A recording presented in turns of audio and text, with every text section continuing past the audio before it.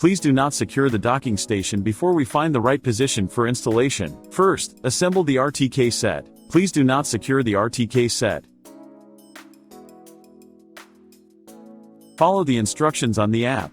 Make sure we have connected to the Yarbo Rover hotspot. Please drive Yarbo around your house and check the GPS signal on the diagnosis page by clicking the setting icon. Within the RTK section, Status 4 suggests the strong GPS signal and the Status 5 indicates the GPS signal is medium. Make sure the place for docking station installation has strong RTK signal. Secure the docking station at the location which Status always maintains at 4 and there are more than 20 satellites. If you cannot find the GPS signal or the status shown is always 5, please check if the antenna is securely fastened.